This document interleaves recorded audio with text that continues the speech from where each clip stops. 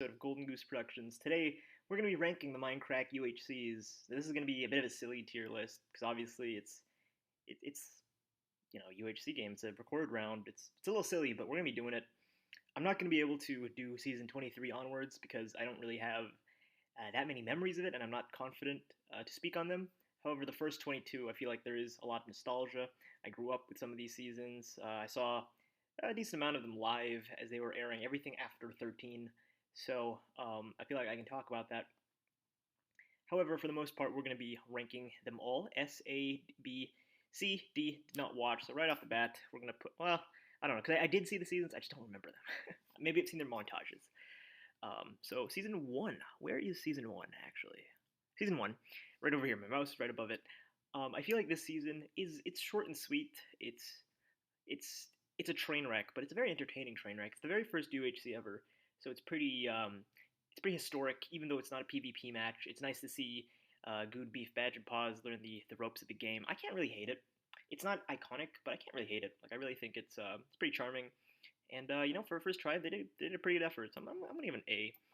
No, I'm gonna give it a B. I don't think it's like it's as good, and it's pretty short. It's only I think 4 episodes long, and they kind of give up after Paws dies. But I do enjoy it. I think this set the foundations for every other UHC that's happened. The thousands, if not tens of thousands of UHCs that have happened since. Dare I say hundreds of thousands? I don't know if it's that many, but it's definitely been a long ride since 2012. Was it 2012? It might be 2011, but I think it's 2012. It's been a long ride. Season 2, on the other hand, that one is slightly more iconic than Season 1 because they did win at the end. Against all odds, they managed to win. There were intense moments in the beginning. I feel like after a certain point, after a badge dies, it becomes a bit more like they're gonna win. They got this. They got all the potions. There's no way they're gonna mess up that badly. And it's definitely iconic because they do actually win. I don't think people really expecting them to win. They beat the Ender Dragon in an older version, which is pretty darn hard when you don't really know all the tips and tricks you do now. So I'm gonna give it an A tier because it's definitely much more iconic, and they do win, and it's a fun ride all the way through. I do enjoy it. I can't put an S just because it gets a little lame towards the end. So there's that. Also, they don't have thumbnails. Interesting. Season 3. Now, Season 3 is where I feel like the gravy train really begins. This is when all the people started watching, especially Kurt J. Max footage. That's probably the most well-known UH, just because it's the first, and even though not a lot happens, it's just so intense. It's so, dare I say, epic. I don't know what to say about Season 3 other than it has this weird vibe of just playing the novelty of the season, the very first PvP match ever, UHC PvP match ever. It's great, and I love it. Kurt's perspective is a must-watch for anyone. It's probably a lot slower than what we're used to nowadays in 2021, but I won't deny that this season is very iconic. Um, Again, I feel like it falls into comparison because there's only 8 players. No one really knows what they're doing. Docks fishing, badges growing wheat, all that stuff. But and there's no like PvP message in the chat. It's all indirect. It's like wolves and fall damage and creepers and all that stuff. But even then, this season is just it's S tier. What's there to say? It's even without the cool PvP, it's still so intense. Season 4, on the other hand, Season 4A and 4B are both like super short and sweet seasons that you just really enjoy. I think both of them. I used to like A more just because Etho won that, and also because I figured it was the more like one-on-one type situation, whereas 4B was everyone fighting each other at the end. But now I like 4B more. Now I think 4B is such an underdog story. The fact that 2 people managed to beat 4, and I think that was just because of the Wolves, right? I think that was pretty epic at the time. Both of these seasons are unnecessarily closer than they should be. Unnecessarily awesome. I'm gonna put 4A in A tier. Little funny, little funny. It's better than season 2, that's for sure. I think season 4A is a little overrated. I think the PvP isn't as interesting as 4B. I think 4B is a lot more dynamic just because it's such a big clash, and I think this is one of the I was gonna say it's one of the few times. It's not, but it's not one of the few times where there's a big group battle. But the big group battle, it's so awesome to watch all the perspectives and see who hit what and what happened and why someone didn't die and all that. 4B, I'm gonna put it just under season 3. No, honestly, it's better than season 3. I think season 4B is the first like big PvP battle season, and it's yeah, no, I just like 4B. I don't know what there's to say. It used to be something that I just kind of neglected, but now it's one of my favorites. Season 5, on the other hand, is a little overrated. I think it's overrated. I think it's a little basic. It's after the hype of 3, 4A, and 4B, it just kind of exists. It's nice season, and I'm not saying that as an Etho fanboy because I'm not really an Etho fanboy to begin with, but it's an okay season. I got nothing bad to say about it, but yeah, I put in C. It's in the grand scheme of things, it's forgettable. Of the first 10 seasons, it's probably the most forgotten, I'd say, just because it doesn't really have anything that special in it. Not that I can think. Oh, it does have Kurt J. Mac dying because of the boat and the wolves, but other than that, I don't really have anything to say about it. Season 6, on the other hand, is season 5, but a little better. Just a little better. It's basically the sequel to season 5, which it is, but Pause kills Etho, Nebris, and Beta Below. The two newcomers end up winning. Kurt J. Mac dies to wolves again. All that fun stuff. Zisto is a crazy bastard. Season 6 is pretty enjoyable, but I also don't think it's that special. I think it has the little nice underdog victory, and I think there's a bit more PvP action than season 5. But season 6 it's all right. It's better than 5. I put it above 5. It's not great, but it's above 5. That's for sure. Again, these are like not offensive seasons or anything like that. It's okay. It's all right. Season 7, on the other hand, season 7 is I feel like even back then it was a very underrated season. I love season 7. I think season 7 it's the first time where you have multiple teams, right? Usually it's free for all or 2 teams, but this time you have multiple teams. And I think the PvP has definitely improved. I think a lot of teams got enchanted this time around. I think every team. I don't think every team got enchanted, but definitely most of them. They learned the secret of the enchantment table at this point, and they started having more strategies. This is when they started getting comfortable with the gameplay. That's when they started becoming, dare I say, the pros of 2012, 2013. And yeah, no, I don't know. Season 7, I'm really happy with season 7. I feel like it's always people never state it. It also feels like the end of like the first 7. Like the first 7 seasons feel like their own series, right? Every season after that, and then 8 to I guess 13 feel like its own series, and then 14 to 20, with 21 and 22 being like little expansion packs, feel like its own era. I don't know how to explain it other than that's what it feels like. I guess because it's classic. It's classic brand of bringing back the same people plus a few extras minus maybe 1 or 2.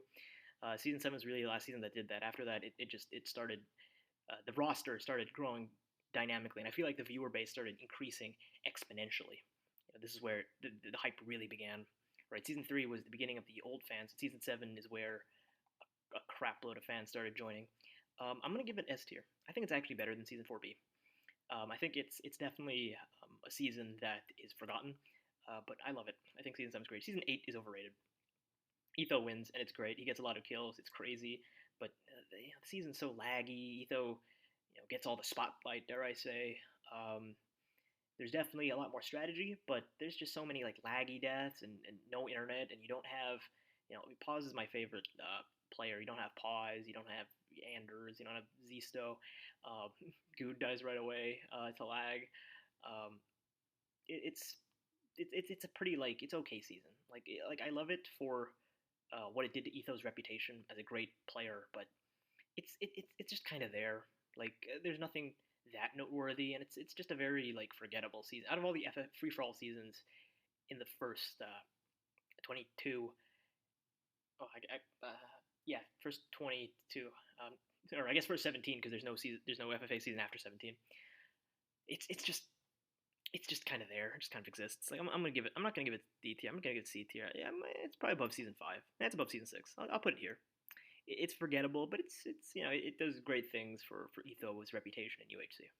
Season 9, on the other hand, it's weird. Season 8 is just kind of mess. Season 9 is like a weird whiplash because it's so good. It's slightly forgotten because of Ender Dragon Rush, so there's not as much PvP, and not all the teams die at the end, and there's a lot of PvE deaths. But I think season 9 is where people really started gaining momentum for strategies and gameplay, and there's just this unique charm between seasons 9 through 13 and honestly all the way until about 20. There's this unique charm of these people finally know what they're doing. They're not noobs anymore. I'm gonna give season 9. I'm gonna put it above season 4B. I like season 9. Season 9 is definitely a season like when you think of classic Mindcrack, this is probably the one you think of because it is UHC, but it's also more casual because it's SMP. They're not trying to kill everyone. Not SMP, but like it's not the focus isn't PvP. The focus is killing the Ender Dragon, and there's a nice charm to that. So yeah, season 9 is definitely S tier. Season 10, I don't know what to say, but season 10, it's the best season. It's one of the best seasons. It probably is. Where's season 10? Is it? Where's season 10? I can't find it. Oh crap! Is this season 10? Wait. Oh wow, I'm blind. This is season 8. This is season 10. Season 10. It's one of the best seasons. What's there to say? No wait, that's not. Is that 8? Wait, hold up. That is 8. Why is there Z still? Season 10. Where'd it go? Season 10. Best season. It's 5 hours long. It's so long, but it's so good. The teams feel like they fit each other super well. Everything just happens perfectly this season. There's not a single thing I complain about. It's probably the gold standard of UHC, and it's crazy that it even happened. It's so crazy to think that just a month after this massive season, there was another season, season 11, that was pretty darn good. But, season 10, to its merit, it's crazy how all those positives happened in a row. And yeah, no, I don't know what there's else to say about it. It's just that good. Everyone loves it.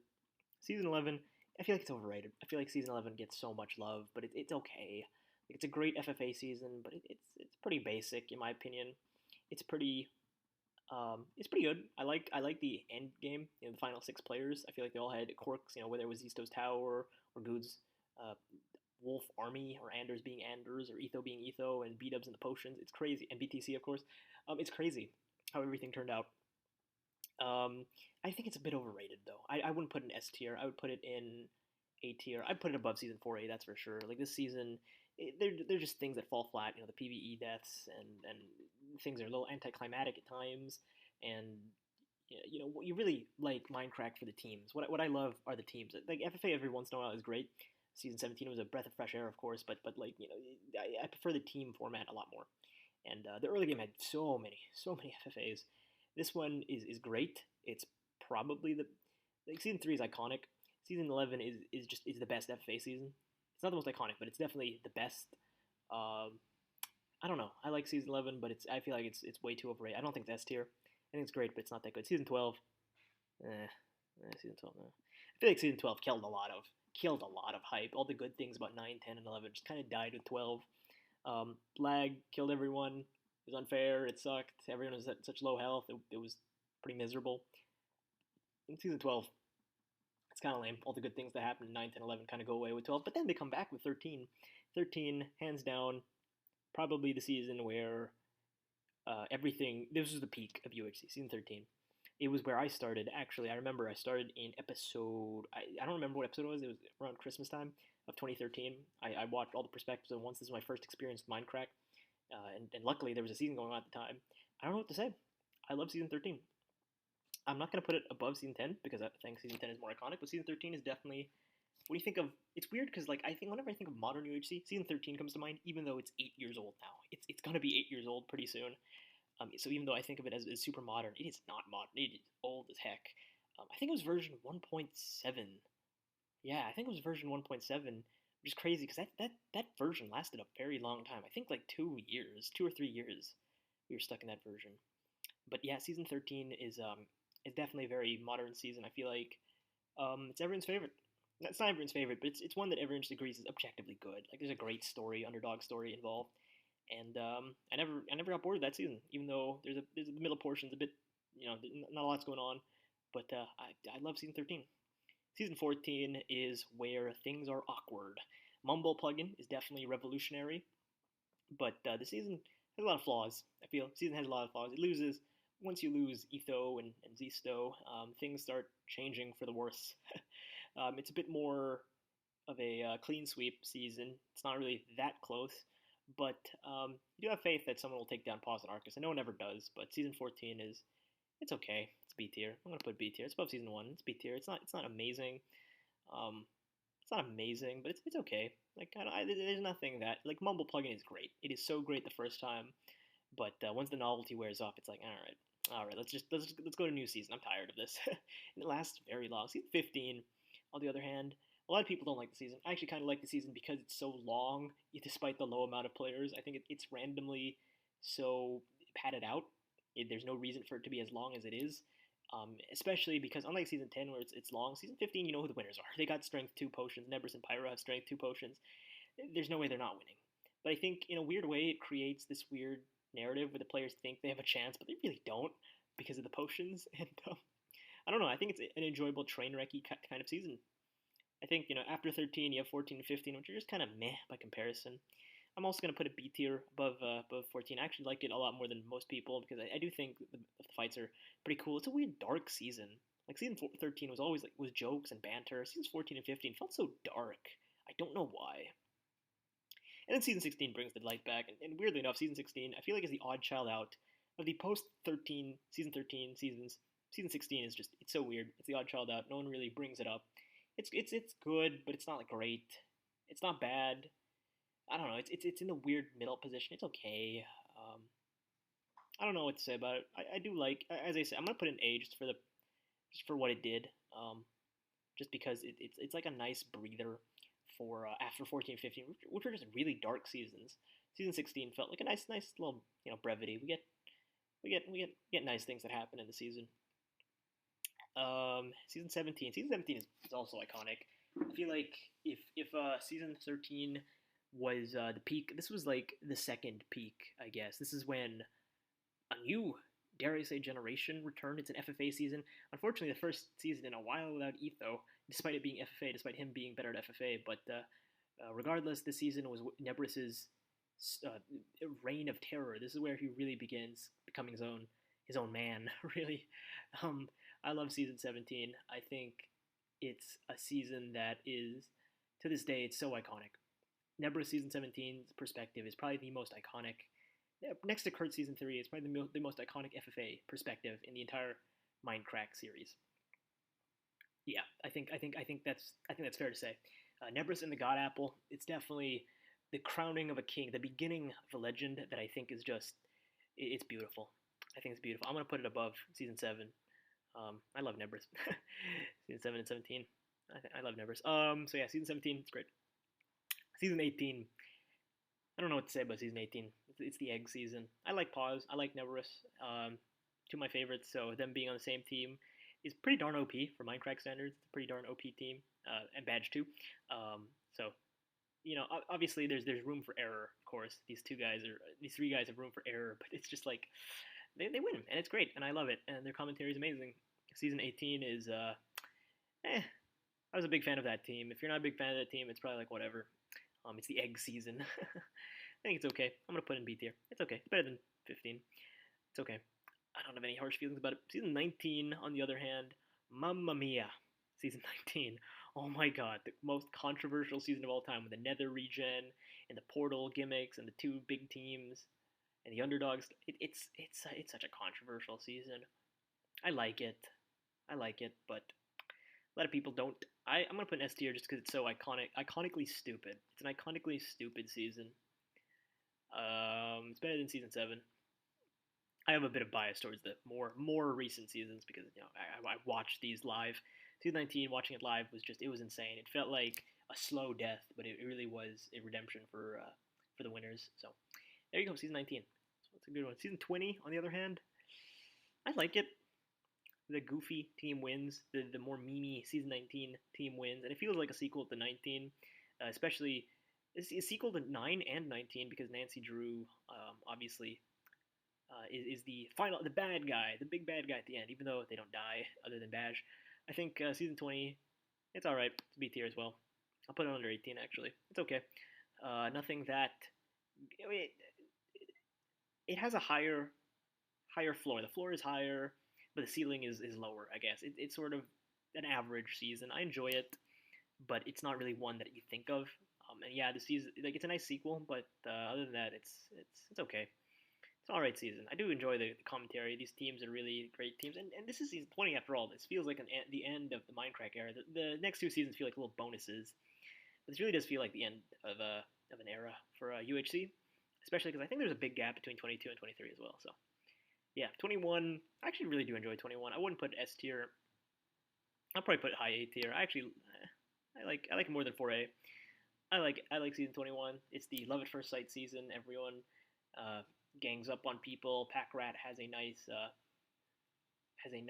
redemption arc. He gets his first non-team kill. Yeah, no, I like 21. I really like 21. Do you guys like 21? I love 21. I think it's very underrated. I think it's the start of something great, and the PvP is awesome. And yeah, Nebris continues his win streak. Nebris and Vex continue their win streaks actually. Uh, you think, my goodness, Nebris has won 5 seasons in a row. When's he gonna lose? And unfortunately, season 22, which I consider the last of for a pretty long while because there was a pretty lengthy break. This is the end, the win streak, and really where most people fall off the map. I feel like that 2016 era was when people started to stop paying attention to Minecraft, and so did Minecraft themselves. Um, season 22 it's the throwback season. I think that's a pretty unorthodox way to have a finale. But I think it actually works to its credit. Going back in time to version 1.2.5, I think that season 22 it's all right. It's not as good as 21. It's not as good as 4A. It's better than 16. I'll put it there. It's very cute season. Very cute, very nice and old school, and it's really the last one. The last one that I really have nostalgia for. So yeah, that's my tier list, as you can see.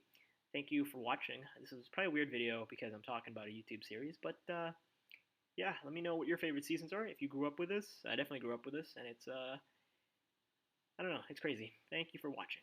Bye bye.